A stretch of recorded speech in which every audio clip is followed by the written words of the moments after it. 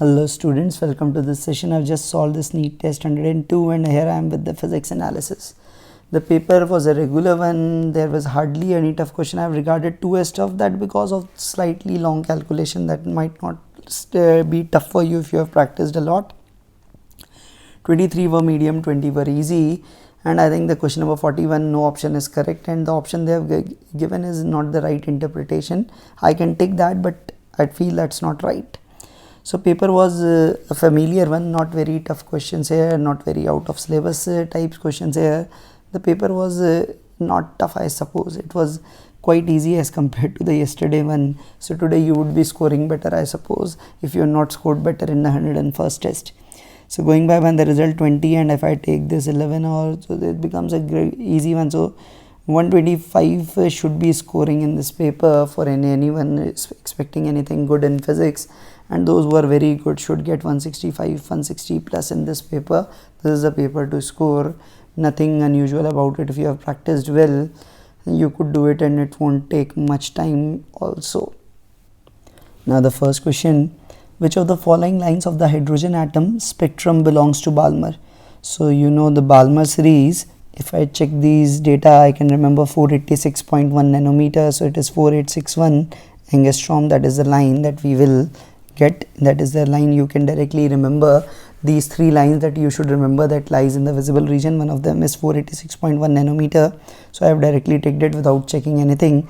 Otherwise you can check for the formula that you remember, but there is no point in the question. I think the examiner is sensing that you know these 3 lines that are from the visible region.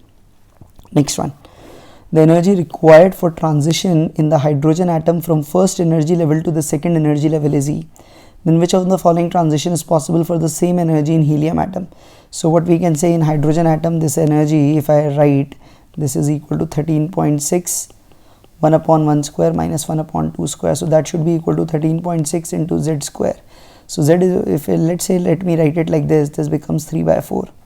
And here this is 13.6 Z square. For helium this becomes 4 times this.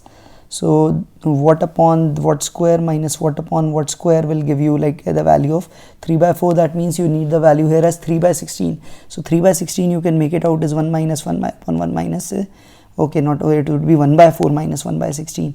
That will give you 3 by 16. That means this is 2 and this is 4. So this transition is from 2 to 4. Directly you can make it using your mathematics.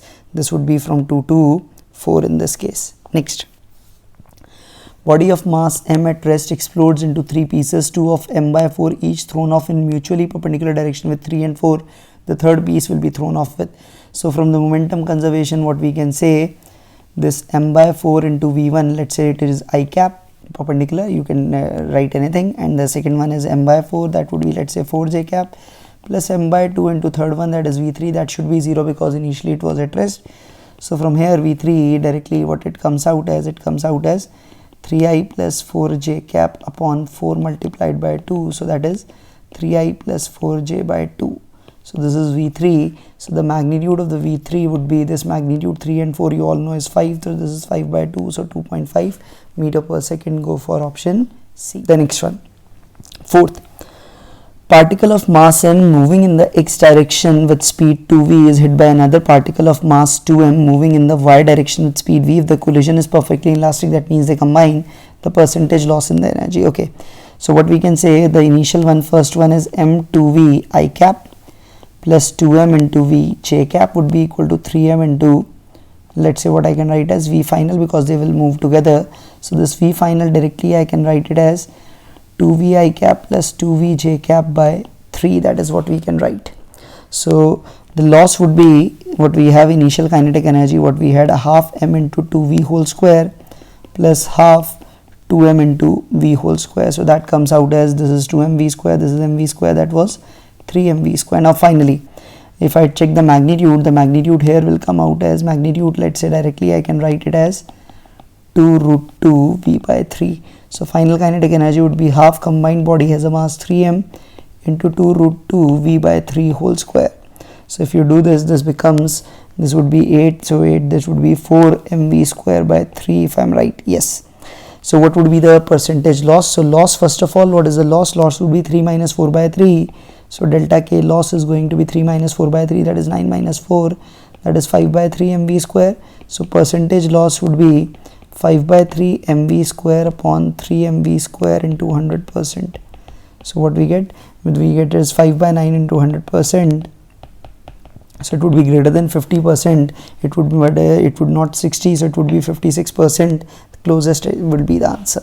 Next, body moving along a circular path of radius 10 meter, coefficient of friction is 0.5. What should be the angular speed if it is not to slip from the surface? Okay, so it does not slip. So that means that centripetal force requirement that you write, that is mu s g is equal to omega square r, that you can write mu s mg equal to omega square r in the limiting case. So its angular speed would be, in limiting case, is mu s, that is 0.5 into 9.8 divided by radius is 10. So this is 4.9, it is 0.49, it becomes, that is 0.7 you can go for. So omega is 0.7 radian per second in this particular case. Small magnet of dipole moment M is kept on the arm of a deflection magnetometer set in 10A position at a distance of 0.2 meter. If the deflection is 60 degree, find the value of M. Okay.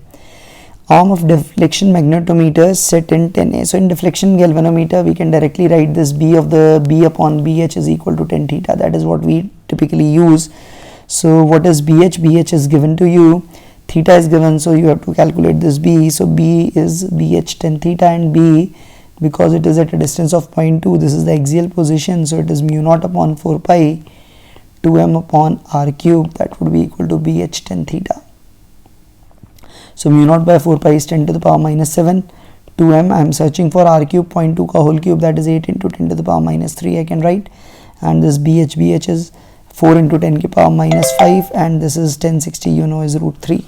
So what we are left with, this will come out as, this is 4, so m would be 4 into 4, 16 root 3 into 10 to the power, it would be minus 8 minus 7, 10 to the power minus 1 you can write. So 16 root 3 into 10 to the power minus 1, or you can write it as 1.6 into 1.732. So 16 into 1.7, I can directly make it out. 16 sevens are, that we write is basically 16 sevens is 80, 112, 16 ones are 16 and 11 20, so 2.72 something, so 2.77 if I do complete calculation from the options you can go.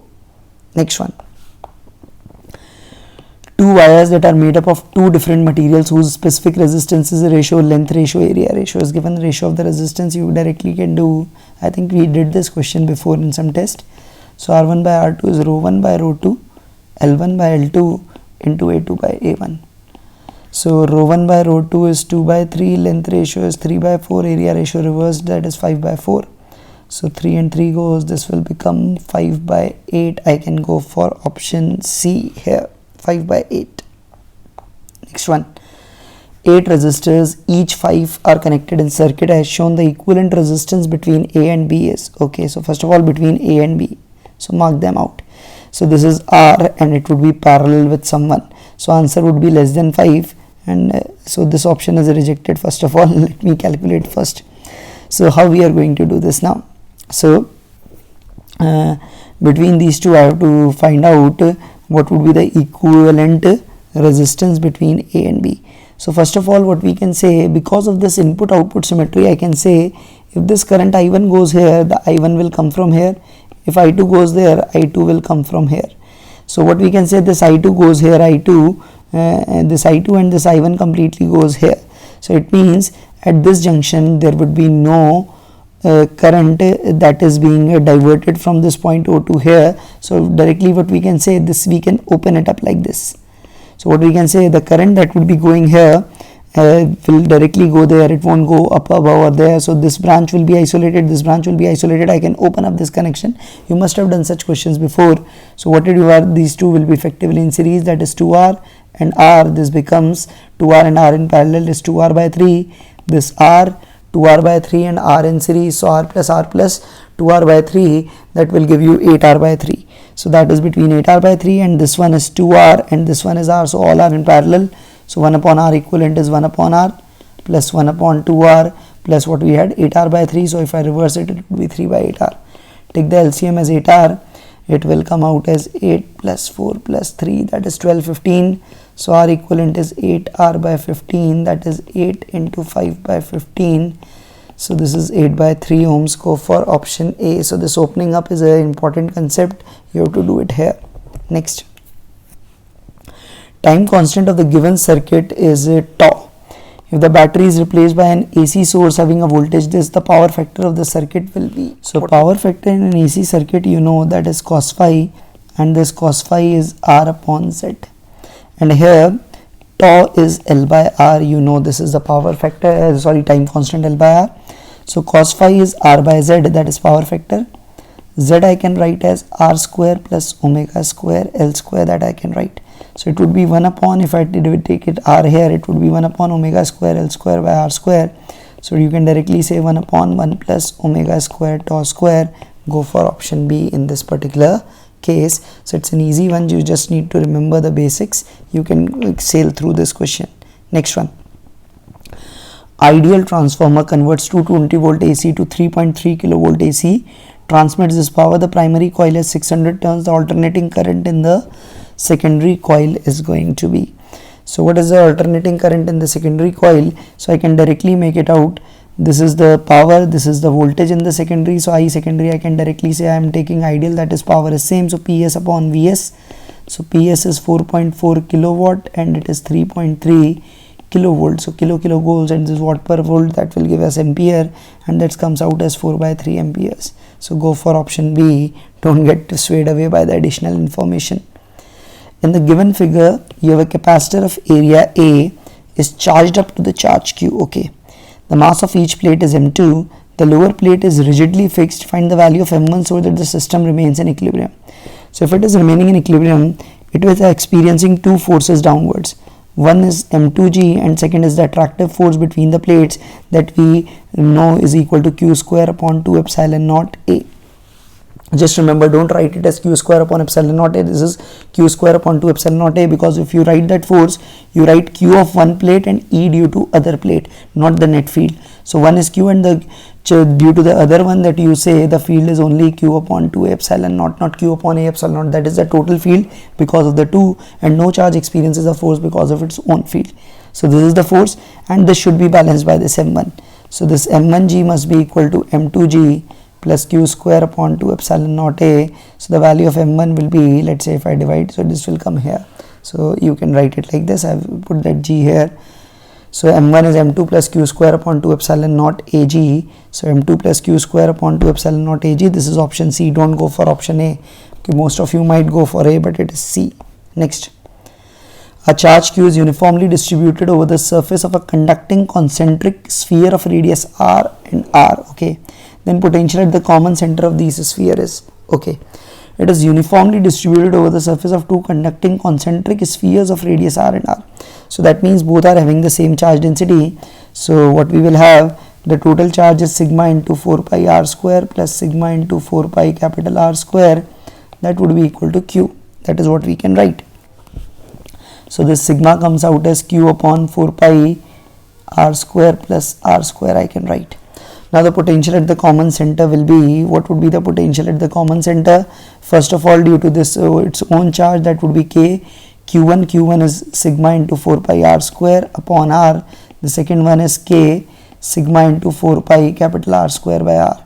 So K is 1 by 4 pi epsilon naught. If I write it, it would be sigma R by epsilon naught due to this, sigma R by epsilon naught due to this. So this comes out as sigma R plus R upon epsilon naught. That is the answer that we will get.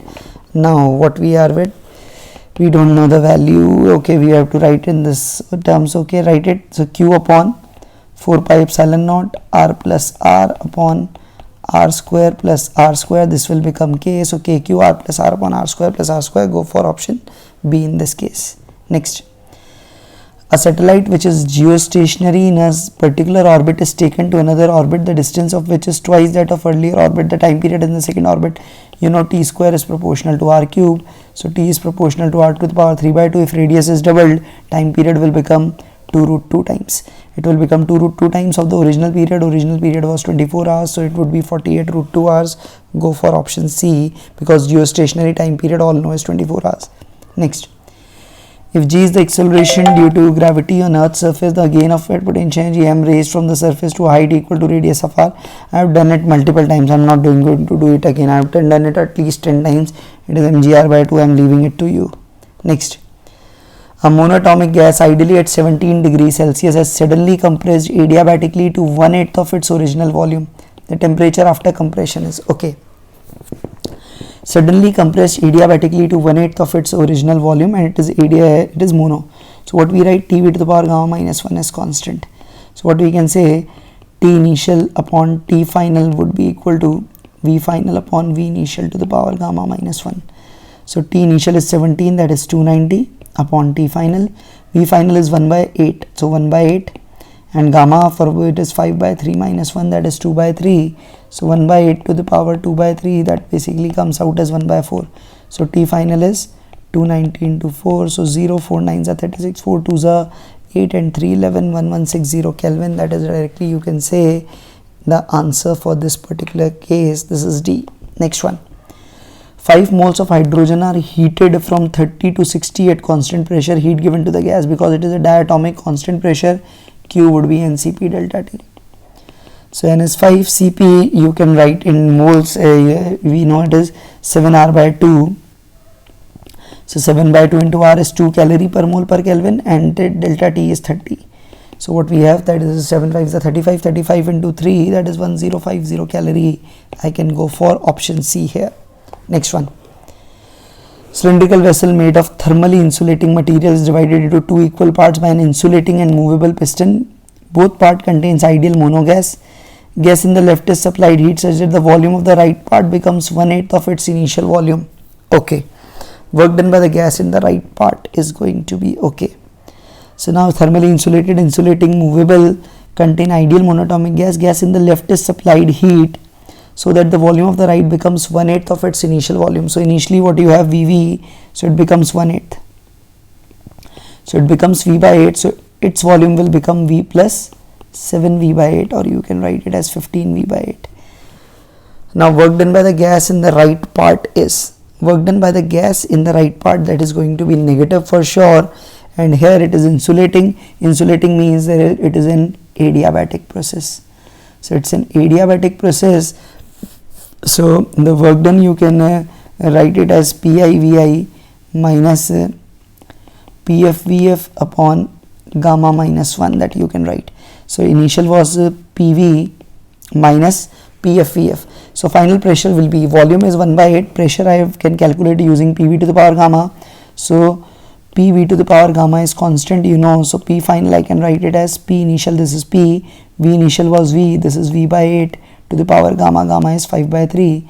So 8 to the power 5 by 3, that would be 2 to the power 5, that is 32P.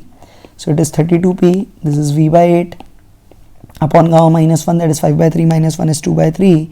So it is 3 by 2 into PV minus 4 PV, that is minus 3 PV. So it is minus 9 PV by 2. Go for option A in this case. So a question using that idea that it should be adiabatic. Hint was it is insulating. Current carrying circular coil is bent so that to convert into a double loop. Both the loops are concentric. Okay, is bent to convert into a double loop and are carrying current in the same direction. If initially B is the magnetic field at the center of the coil, then final magnetic field at the center is. So again, I told you many times, if you give it multi-turns, the field at center is proportional to n square and magnetic moment is proportional to 1 by n. That you must have done, or you can derive. And derivation I have told you, for nth turn the radius would be n into 2 pi r, that is equal to length, which is fixed. So radius is L upon 2 pi n. So what you can say, radius is inverse to n. And if we talk about B at the center, that formula says mu naught Ni upon 2r. So it is proportional to n, and r is inverse to n, so it becomes proportional to n square. So on doubling the turns, the field will become 4 times. So directly you can do. Current I flows in a conductor as shown in the figure. The radius of the curved part is r. Okay, length of the straight portion is very long. The value of the field at the center O. Now first, due to this wire at O will be 0 because it is on the axis. Now due to this circular part, what I can make it out, I should have taken 1 2 3. Okay, reverse, no issue, the field would be inwards. Due to the second one would be mu naught I theta. Theta is 3 pi by 2 upon 2 pi or what is, sorry, 4 pi r I should write. So that is 4 pi r. So it is mu naught I, and it becomes 3 by 8 r. Mu naught I, 3 mu naught I by 8 r, that is what we will get here. Now this is the last one. This angle is 90, the other one will be 0, semi-infinite wire, so it becomes mu naught I upon 4 pi r, and what it has, it is becoming 1 plus cos 90, that is 0, cos 0 plus cos 90, so it is mu naught I by 4 pi r. So add both of them, so what you will get, mu naught I upon 4 pi r, if I take it a common, then it would be 1 plus 3 pi by 2. Go for option A, that's an easy one for you. Next, car is moving along a straight road with uniform acceleration. It passes 2 point P and Q with velocity 30 and 40. The velocity of the car midway between P and Q. That is a very interesting question. We generally teach to our student in motion in 1D. Remember, the speed is not going to be 35. It is going to be slightly greater than 35. And I remember this answer. It is 25 by 25 root 2. But I'll tell you how to do this. Let's say this is P. Let's say this is Q. Let's say it crosses with speed Vp, it crosses with speed Vq, acceleration is constant, let's say midpoint be r. So this is midpoint, so if this distance is s, this will also be s. So first of all, let's say this velocity be Vr I am searching for. So first apply the third equation of uniformly accelerated motion between P and r. So V square, that is Vr square, would be U square, that is Vp square plus 2as. Acceleration is same and displacement in both part will be same. Now apply this equation from r to q. Now V square is Vq square, U square is Vr square plus 2as. Now subtract the two equations, what you will get, Vr square minus Vq square is Vp square minus Vr square. So what you will get, 2Vr square is Vp square plus Vq square. So you can directly check from here, Vr comes out as root of Vp square plus Vq square by 2. So what you have, 30 square plus 40 square by 2, that will be come out as, if you will do 30 square plus 40 square, that would be, you can say 50 square, that is 50 square by 2. So what you can take it out, this is 50 by root 2, or you can write it as 25 root 2.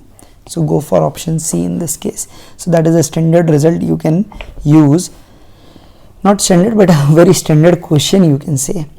The x and y coordinates of a particle at any time are given by this. Okay, x and y are in meter and t is in second. The acceleration at 5 seconds will be. So just differentiate it. You can do whatever way you can write. You can calculate ax, ay, you can do directly. Let's say I do directly. The position vector at any moment is 2t plus 4t square I cap plus 5t j cap. So what would be velocity at any moment? It is derivative of position vector. It comes out as 2 plus 8t I cap plus 5j cap. And what would be acceleration? It is derivative dv by dt. It comes out as 8 I cap, and our rest all are 0. So it is 8 meter per second square along positive x-axis. That is the acceleration of the particle. It is constant. Force required to move a body up a rough incline is double the force required to prevent it from sliding down the plane. The coefficient of friction, what is the angle of inclination, 60. We have done it many times. I remember this answer 1 by root 3, but let me solve it again. Now first of all, required to move it up. So when you are requiring it to move it up, it has a tendency to go up. So mg or don't write mg like this. Okay, let me take the eraser. Yes. Okay, so let's say mg is like this. Because it has a tendency to go up, friction would be acting limiting case. It would be acting fs max here, and it would be n. So in this case, this f required, let's say f1 in the limiting case is equal to fs max plus mg sin theta, and fs max you know is equal to mu s n, which is mu s mg cos theta, you all know this, plus mg sin theta. This is first equation. Now in the second case, you are just preventing it from sliding down. So that means this tan theta is greater than mu s, so it is going down. It has a tendency to go down. So what we will be having, because it is going down, a tendency to go down, fs max would be supporting you, and this would be f2, and this is mg, and this is n. So the mg component which is trying to pull it down, that mg sin theta is equal to f2 plus fs max, or f2 is mg sin theta minus mu s mg cos theta, that you can write this is 2. Now given f1 is twice of f2, that means mu s mg cos theta plus mg sin theta is twice of mg sin theta minus mu s mg cos of theta. So this mg goes. So mu s into cos of 60, that is 1 by 2, plus this is root 3 by 2, that is 2 into root 3 by 2 minus mu s into 1 by 2. So going by this, so mu s by 2 plus root 3 by 2, it would be root 3 minus mu s. So do this, take it here, this becomes 3 mu s by 2 becomes root 3 minus root 3 by 2, that is root 3 by 2, 2 and 2 goes, and mu s comes out as 1 by root 3, that you can done from solving this. So option is C, that I told you because I remember this. Next one, man weighs 80 kg standing in a trolley weighing 320. Trolley is resting on a frictionless horizontal rail. If the man starts walking on the trolley with a speed of 1, then after 4 seconds his displacement relative to the ground will be. So it means that this 1 meter per second, it is shortly given with respect to trolley. So this is velocity of man with respect to trolley. So when the man starts moving with respect to trolley forward, trolley will go backward.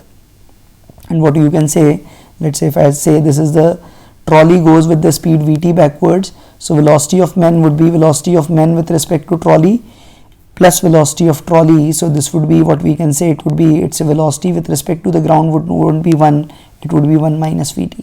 So now to conserve the momentum, what we can say, there are no external forces acting, so 80 into 1 minus vt forward would be equal to 320 into vt. So this vt comes out as 80 into 1 upon 80 plus 320, that is 400, that is 1 by 5 meter per second. So that means the velocity of man with respect to ground would be 1 minus 1 by 5, that is 4 by 5. So if it moves with 4 by 5 meter per second, in 4 seconds it will cover 16 by 5 meters. 16 by 5 means 3.2 meters. Go for option C in this case. Starting with a sample of pure 66 copper, 7 or 8 decays into 15 minutes. That means 1/8 remains in 15 minutes. So T half is 5 minutes. That's very easy for you. Next, the activity of a sample decreases to 1/3 in 3 days, then in 9 days. Again, I told you, if you have been following my videos, you should be able to get it. Just check activity or number, whatever be. Let's say n with t. I'm drawing like this. Just remember, if it was n naught initially, and after any time t naught, if it becomes n naught by x, so I can directly say after time 2 t naught, it will become n naught by x square. This is purely the power of exponential that you have to do. So in 3 days it becomes 1/3. So what happens in the 9 days? So it becomes n naught by 3 in 3 days. So what happens in 9 days? 9 days is 3 t naught. So what we can say, it will become n naught by 3 cube in 27 days. So n naught by 3 cube in 27, sorry, that in 9 days, 27 is that data. So it will become n naught by 27 or 1 by 27 of its original value. You can directly use this. This is the power of exponents. The thing I use is e to the power minus 2x is e to the power minus x ka whole square, or e to the power minus 3x is e to the power minus x ka whole cube. That is the calculation we do. Just check it. Remember this would be very helpful for you in nuclear physics questions. Even in LR, RC question, circuits question also, if you can use it. Uniform spring of length L has a force constant K, cut in two parts, L1, L2, L1 is n, L2, n is an integer, the value of K1 will be. So first of all, what is L1? L1 is n times L2, that is given, and you know L1 plus L2 is L. So what I can write, L1 plus L2 I can write as L1 by n is equal to L. So L1 comes out as NL upon n plus 1. And we know the spring constant is inverse to the length. So what we can say, K of the original one to this K1 would be equal to L1 upon L. So L1 upon L, if you do this, is n upon n plus 1. So K1 comes out as n plus 1 upon n times K. So go for option B in this particular case. A mass is suspended from a vertical spring which executes SHM of 5 Hz frequency. Spring is unstretched at its highest point of oscillation. The maximum speed of the mass is unstretched at the highest point of oscillation. That means that x equal to 0 is extreme. And we know equilibrium position, you all know, would be equal to mg by k. That is your mean position. So that means amplitude is also mg by k, you can say. So the maximum speed, you know, v is equal to omega a. So omega is what? It is 5, and a is what you have, mg by k. So what is this mg by k? I can find out. How can I find out? Omega, you know, is equal to root k by m. So if root k by m is equal to, okay, omega is not 5, sorry, frequency is 5, so omega is 2 pi into 5. So 10 pi I should write directly, I should write it as 10 pi. So omega is 10 pi, you can write. So what I can say, k upon m is 100 pi square. So m by k is pi, you can say 1 upon 100 pi square. So it is 10 pi into 10 where we get, and here it is 100 pi square. So what we are getting it is as 1 by pi. So it is 1 by pi meter per second. Just go by this calculation. Next, UV light 300 nanometer wavelength intensity falls on the surface of a photoelectric metal. If 1% of the incident photons produce photoelectrons, then the number of photoelectrons emitted from an area of 1 centimeter square of the surface is nearly. Okay, so first of all, if I take 1 centimeter square, what would be the number of what would be the energy falling on it? Energy falling on it would be 1.0 watt per meter square into 10 raised to the power minus 4 meter square. I can write that is 10 to the power minus 4 watt. I can write. Okay, so this is the energy falling. So number of photons falling would be 10 to the power minus 4 upon energy of 1. Energy of 1 is 1240 upon 300 into 1.6 into 10 raised to the power minus 19. So what it becomes? It becomes 112.4 by 3, that is 4.1 into 1.6. So if I take it, it is 10 to the power 15 upon, this is 4.1 into 1.6. So the number of electrons emitted is only 1% of this. This is 1 by 100 into 10 to the power 15 upon 4.1 into 1.6. So what we are left with, 10 by 13 upon, if I do 16 ones are 16, 16 fours are 64, 6.56. So I can take it as 10 upon 6.56 into 10 to the power 12. So it would be 1 point something into 10 to the power 12.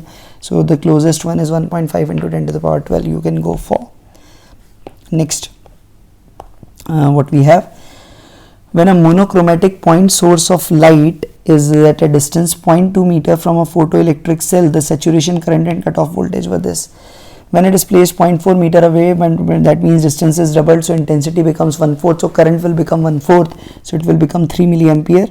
Okay, but the stopping potential will remain same because the frequency remains same, so K max remains same. So I'll go for option D. That's a very standard question being asked from this photoelectric effect. Next, the cylindrical tube of a spray gun has a cross section of 8 centimeter square, one end of which has 40 fine holes, each of area 10 raised to the power minus 8 meter square. If liquid flow inside the tube with a speed of 0.5 meter per minute, the speed with which the liquid is ejected through the hole. Again, this is a repeated one, probably in JEE Main or in the NEET test before. So what we have to just supply AV remains constant. So here area is 8 centimeter square, speed is 0.15 meter per minute, that is upon 60 seconds I can write, because we have to do in meter per second. Now 40 holes, so 40 times area is 10 to the power minus 8 into V I can write, that is in the speed. So this centimeter square I converted, this would be 8 into 10 raised to the power minus 4 into 0.15 upon 60 into 40, it will be 10 to the power 8, that is the V. So this is 5 times, and what we have this is let's say 15, 10 to the power minus 6, so it would be 15 into 10 to the power 2, and 16 to 5 is 300, so these 00 goes, this is 5 meter per second. I can go for option B if I am sure of my calculation. Yes, I am sure, it is B. Next, big water drop is formed by a combination of n small drops of equal radii. The ratio of surface energy of n drops to the surface energy of the bigger drop. So when n drops are combined, so the volume n into 4 by 3 pi r cube is equal to the volume of the bigger one. So r I write as n to the power 1 by 3 times r. Okay, so that is what we have. Now surface energy of the big drop, the energy that we'll be having is S into what we can say is 4 pi capital R square. For the smaller one, so n times the u of a smaller one, that we can say each one will have S into 4 pi R square. So if I take this ratio, that reverse ratio we have take, so n into S into 4 pi R square 2 upon S into 4 pi R square we are required. So this goes, this goes, this goes. So that is n r square upon capital R square. Capital R square would be n to the power 2 by 3 into r square, so it becomes n to the power 1 by 3. So it would be option D that I'll be going for in this case. Again a very standard question. Next, fish looking up through the water sees the outside world contained in a circular horizon. Refractive index of water is 4/3. Fish is 12 centimeter below the radius of the circle. So this is the water. So how would be the circle be? This is fish. So in the limiting case, we'll only talk about that case when it is just about to be TIR, or we can say this angle is theta c. And similarly here also, it will go like this. So this will also be theta c, and we can make it out. If I draw this would be theta c. This is radius, this is height. So directly you could say tan theta c is r by h. So r is h tan theta c. And what is theta c? Sin theta c is 1 upon n of water, or you can write it as 3/4. So tan theta c, sin theta is 3/4, tan theta would be 3 upon under root of 4 square minus 3 square, that would be 16 minus 9 root 7. So it is 36 by root 7, that I can make it out. 36 by root 7, that is option C in this particular case is the answer. Next one. Two identical thin plano convex glass lenses, okay, each having radius of curvature 20 centimeter, are placed with their convex surfaces in contact at the center. Intervening space filled with oil of refractive index 1.7. The focal length of the combination is. So what we have, this is like this is like this, and here it is the third lens that we have got. So we have got 3 lenses. So these two have same focal length. What would be the focal length of these two? Let me call it f1. So 1 upon f1 would be 1.5 minus 1 into 1 upon infinity minus becomes 1 by r. So it is 1 upon 2r you get. So f1 is equal to 2r. 2r means 40 centimeter. Now of this f2 lens, 1 upon f2 would be n is what? Now 1 by f2 would be equal to 1.7 minus 1 upon r1, that is minus 20 minus 1 upon plus 20. So it comes out as 0.7. It comes out as minus 1 by 10. Now 1 upon f equivalent is 1 by f1 plus 1 by f2 plus 1 by f1 you can write. So it is 1 by 40 minus 0.7 by 10 plus 1 by 40. Take the LCM as 40.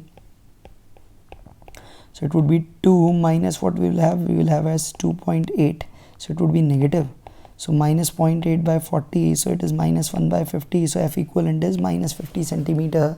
Directly you can go for. So it turns out to be a concave lens finally. Next. Smooth uniform rod length L, mass m, has 2 identical beads of negligible size each of mass m, which can slide freely along the rod. Initially the 2 beads are at the center and the system is rotating with omega naught.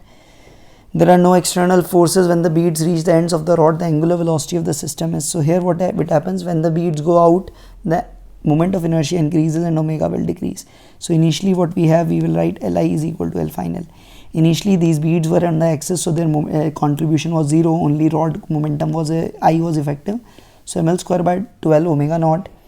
Finally they both reach at the end, so both will be effective, and there should be ml square by 4 of each.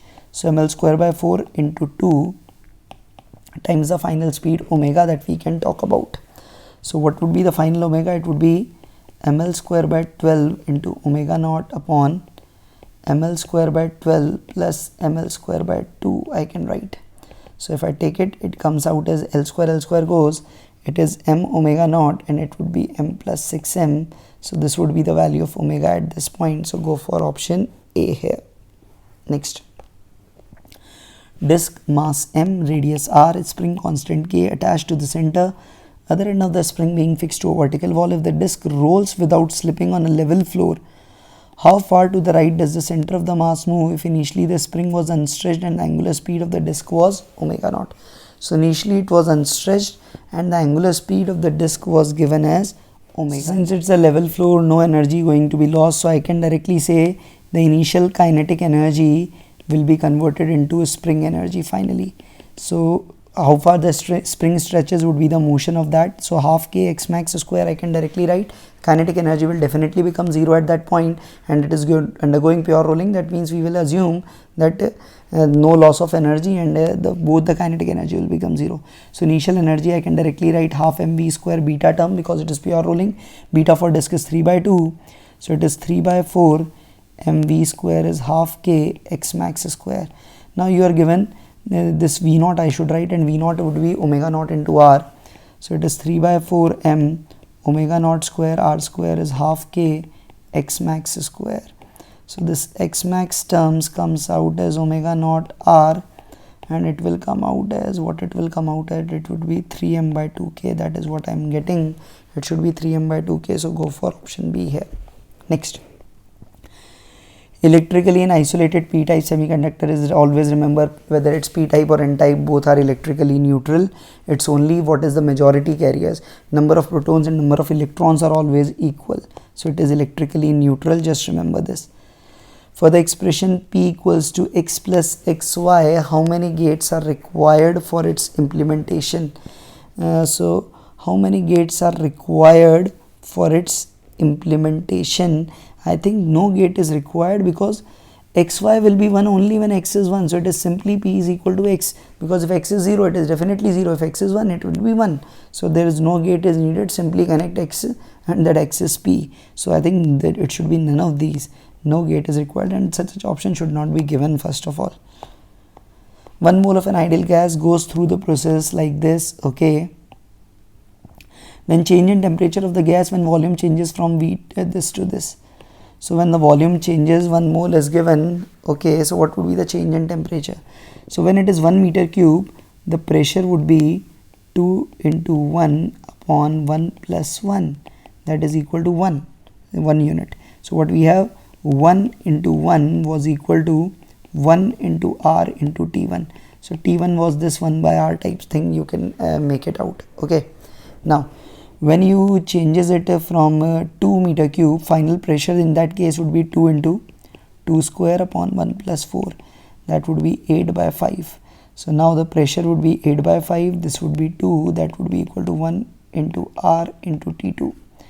So what is your T2? T2 now comes out as 16 by 5 R. So the change is 16 by 5 R minus 1 by R. That would be 11 by 5 R.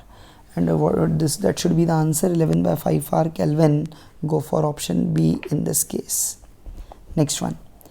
If the error in measuring the radius of the sphere is 2% and its mass is 3% in measuring in densities, density is mass upon volume, volume is 4 by 3 pi R cube. So what I can say, delta rho by rho would be delta m by m plus 3 delta R by R in error calculation. So this is given as 3% and this is 2. So 3 into 2, that is 6. 6 plus 3, 9%. So that's an easy question. Next one. In a single slit Fraunhofer diffraction experiment with a decrease in the width of the slit, the width of the central maxima, do you know, is increases, because width of central maxima, angular width or whatever you say, is 2 lambda by a. So if you decrease a, angular width, linear width, all is going to increase. Again, an easy one for you. Two polarites kept cross to each other. If one of them is rotated by 60 degrees, the percentage of incident light now transmitted through the system is going to be. So I'm assuming initially light is unpolarized. So for the first one, after first one, it will become I naught by 2 if I naught is incident, and now it is 60 degree. Initially the angle was 90, now it is rotated by 60. So the angle in this you can say will be 30 degree now. So I naught by 2 cos square 30 I'll go for, and cos square 30 is 3 by 4, so it would be 3 I naught by 8. So 3 by 8 percentage I can say, so in percentage term it would be 300 by 8. So percentage would be 300 by 8 percentage. If I calculate it, it comes out as 324, and now what we have, 60 means 7, so it would be 37.5%, and sadly I can't see any of the option. So I think this is the answer, and if I see their solution, they have taken cos square 60, they have taken final angle to be 60. This is not the right way, because it was crossed and one of them is rotated an angle 60 degrees. So 90 to 60, if it rotated, it would be 30 degree. So if you take that cos square 60, then it will become 1 by 4, 1 by 8. 1 by 8 will give you 12.5%. So out of the options you can tick for that, otherwise it should be 37.5. Next, calculate the ratio of the speed of sound in neon to that in water vapor at any temperature, given the molar masses of this and this, gamma given.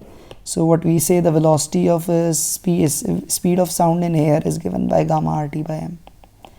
So at any temperature, if you have to take the ratio, so V in neon to V in water vapor. So gamma of neon is 5 by 3 and that is 4 by 3, and molar mass you have to take the reverse ratio, so 1.8 upon 2.02. So what we are left with, 5 by 4 into 1.8 or 18, you can write upon 20.2, you can write it as 18. So 18. So what we are left with, we are approximately 18 5s is 90, and it is 80.8, I can say. Okay, so it would be root of 1.1. I can make it out. Yes, it would be 1.1 something. So 1.1 is the root of what we will say. 1.1 will still be root of it would be closer to 1.1 only. I can make it out because 1.7 and all won't be feasible here. It would be 1.1. That is also not exactly coming out like that, but whatever we are given, we can only go for this. That's the thing we can 1.1 we will tick and move ahead. That's we can do. Find the beat frequency if the motion of the two particle is given by. So what you can see, this frequency is 310 by 2 pi. This is 316 by 2 pi. So beat frequency, you take the difference. So you take the difference, it comes out as 6 upon 2 pi, that is 3 by pi. That is the option given. So tick it, move ahead. Next, particle moves from R1 to R2 under the action of the force. Work done is, there is a constant force, so work done is F dot S. What is S? R2 minus R1. What is R2 minus R1? 11 I cap plus 11 j cap plus 15 k cap. Let me check it. I have done it right. Yes, I seems to have done it right. Okay, so what would be work done? F dot S, so that is 4 into 11 plus 1 into 11 minus 3 into 15. So it is 44 plus 11 minus 45. So it comes out as 10 joules. So go for option D, basic check of your formula. Next, last one, particle 0.1 kg subjected to a force which varies with distance. Fx curve is given, and then its velocity at x equal to 12 unit. Check this, gives you work done. Work done is delta k, that is half mv square minus u square. So initially was 0, so it is half mv square. Check the area. This is what you call it, trapezium. Sum of parallel sides 4 plus 12, gap is 10, that is half m into v square. Half and half goes, 12 plus 4 16, this is 160 upon m is 0.1 is v square. So v square is 1600, so v comes out as 40 meter per second. So option B is the one. So this completes our paper. Thanks for watching. Okay, I don't know how many days we will be together because it's 102. Till the tests are coming, I will be solving that for you for sure. Thanks for watching once again.